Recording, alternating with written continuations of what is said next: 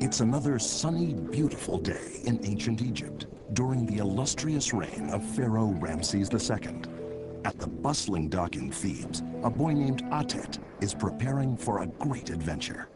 Wow, I thought today would never come. My brothers and I are heading down the Nile with our dad. My very first trip. Since I'm missing scribe school, teacher says I need to write everything down and give a report when I get back. So Mom and Dad gave me my very own med head, a set of writing tools for the trip. It's got reed brushes, a palette, and ink. We always use red and black ink in Egypt. I'm not sure why, but it reminds me of our red and black lands. Most of Egypt is like this, hot and dry. It's pretty easy to see why we call it Deshret, the Red Land. But some of Egypt is like this. It looks green on the top, but underneath is very rich black dirt. We call this land Kemet, the Black Land. It's where we grow all of our crops.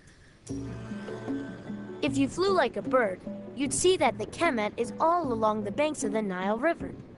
Dad says that's why Egypt is called the gift of the Nile. Sounds strange, I know, but let me explain. Egypt is mostly desert, right? But look, here, flowing through the whole length of the country, is the Nile River. It starts in the lands far to the south and travels nearly 4,000 miles to the sea up north. Everything in Egypt happens along the Nile. For one thing, it's like our main road. The very best way for anyone to travel around the country. But even more important than how the Nile carries us is what it brings us. Every year, heavy rains far to the south wash a lot of silt, or weathered rock particles, into the river. Dad says the silt combines with leaves and branches to form a rich mix full of iron, zinc, and other things, kind of like vitamins for the soil. We call this good stuff hoppy. So, every summer, all this water and hoppy flow down the Nile into Egypt, flooding the land for 4 months. When the floodwaters recede, they leave the hoppy behind. It makes the dirt really good for planting. A very long time ago, my ancestors started living along the Nile and planting crops. Then, they had some very smart ideas. First, they dug ditches and canals to trap in the floodwater. Then, during the dry season, they would open the canals and let water flow into the fields. Sometimes the fields were higher than the canals, and it was really hard to carry enough water by hand. So, they invented the shadoof, a long pole with a bucket at one end and a weight at the other. It makes lifting heavy water a lot easier.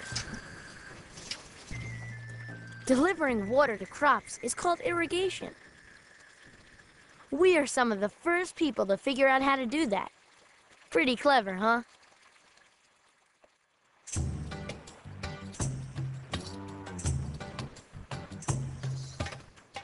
We Egyptians are always coming up with solutions to complicated problems. For instance, the Nile's floodwaters are so important that we developed a way to predict when they would arrive. We watched the moon and stars very carefully in order to keep track of the river's rise and fall.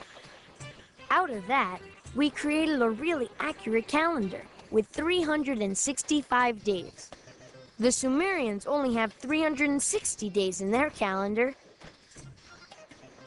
Our New Year starts with the first day of the flood, when the star Sirius rises directly with the sun.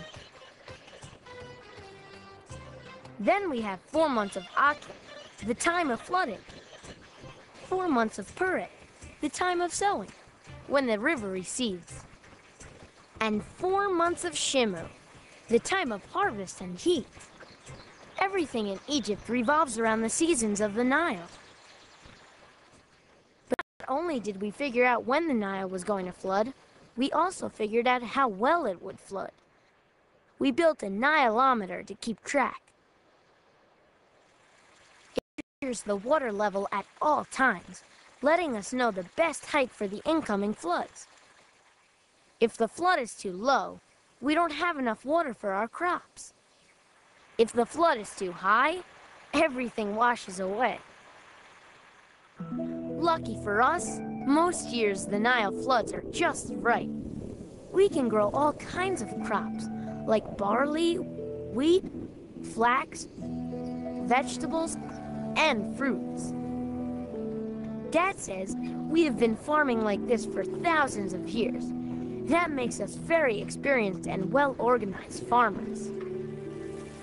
If the floods are good, it's easy to grow enough food for everyone. And that frees up time for us to work on other projects, like building cities and temples. We couldn't do any of that if it was hard to grow food and we were hungry. So thanks to the Nile, we have a land of abundance. That's what Dad means when he calls Egypt the gift of the Nile. Speaking of Dad, where is he? I'm ready to start this boat down the river. We're going from Thebes down to Tanis, where Pharaoh Ramses lives, to deliver some important documents. Dad is a scribe, someone who can read and write. Not very many people can do that in Egypt. Scribes write everything down. They keep track of our harvests, arrange our irrigation and building projects, and write letters for people, so it's a very important job. I go to scribe school to learn how to read and write. It takes a lot of practice, but it's really fun. For one thing, we have different kinds of writing. This is hieratic script. We use it for our everyday writing. These are hieroglyphs. They are used for more formal things, like proclamations from the pharaoh and religious matters. It takes years to learn hieroglyphs. There are more than 700 symbols, and they combine in lots of different ways to make words. Some hieroglyphs are hard to draw, like this one, the symbol for thought, our god of writing and wisdom. But some hieroglyphs are so easy, even my little brothers could write them, like this, sun, or this, papyrus.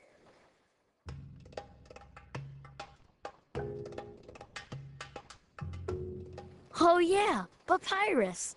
Another gift of the Nile, and another great Egyptian invention. Papyrus is a plant that grows along the banks of the Nile. It's really dangerous to harvest because hippos, crocodiles, and snakes live in the water, which is why these men are singing loudly and beating the water with their oars. But the papyrus plant is important to us. We eat it, use it for boats, burn it for fuel, and even make sandals with it. And we make scrolls out of it. First, we cut the inside of the stalks into strips. Then we lay the strips at right angles to each other. Pound them until they stick together, and then glue the sheets together to make scrolls. What a great invention! For the first time in history, we could pick up our writing and carry it with us. We could never do that with one of these obelisks. Papyrus makes it possible for us to write down much more information and save it easily. As Dad always says, information is power, and papyrus has helped make Egypt very powerful. Papyrus can be fun, too. We even created the first comic strips. Some are over 100 feet long. But best of all, we write down our stories.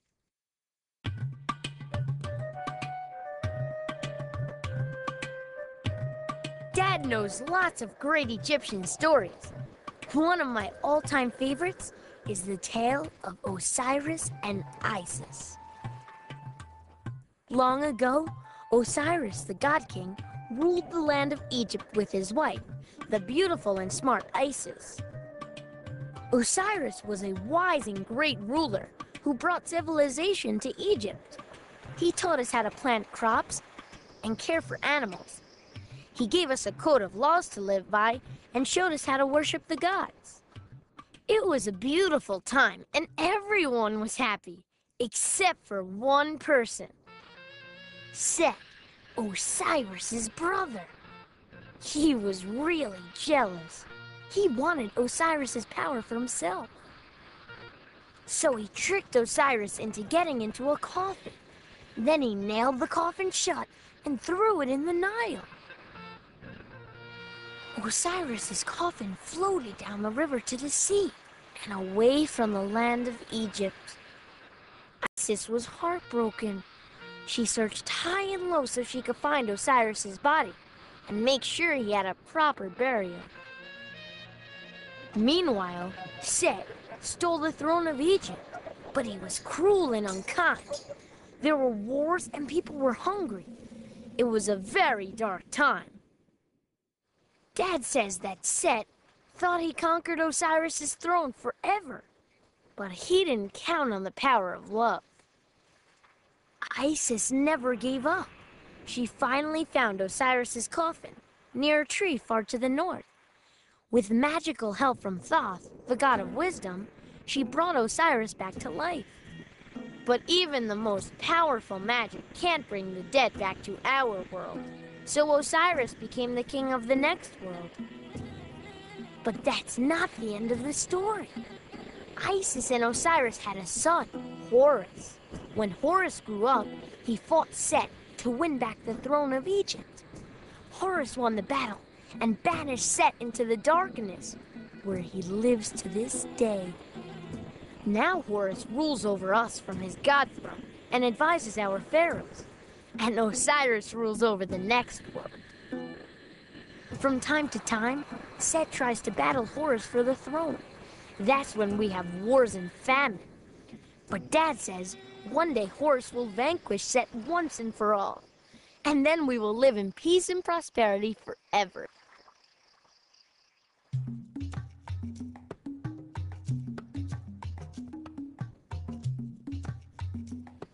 I can't believe we've been on the river for 2 weeks already. It's been days since I've written anything for my Egypt report. Well, I have been a little bit distracted. My brothers and I are keeping track of our favorite animals. We've only seen most of them on temple paintings. Now we get to see them up close. Our artists are fantastic at drawing animals. See how carefully they notice everything about the birds? Yesterday we saw an ibis. Remember Thoth, the god of wisdom and writing, from the Osiris story? Well, one of his symbols is an ibis. Animals represent many of our gods. Female hippos represent Tauri, the goddess of childbirth. But male hippos can be pretty destructive, trampling fields and stuff. They sometimes represent Set.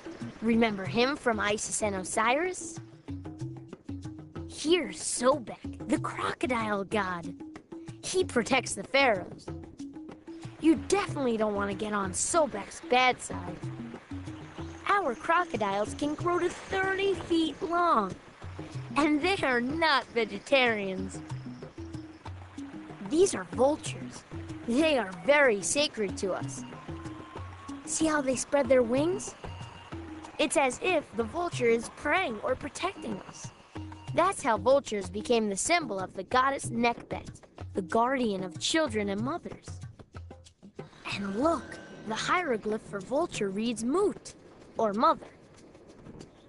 Mom says she likes vultures fine, but wishes mothers were named after a prettier bird.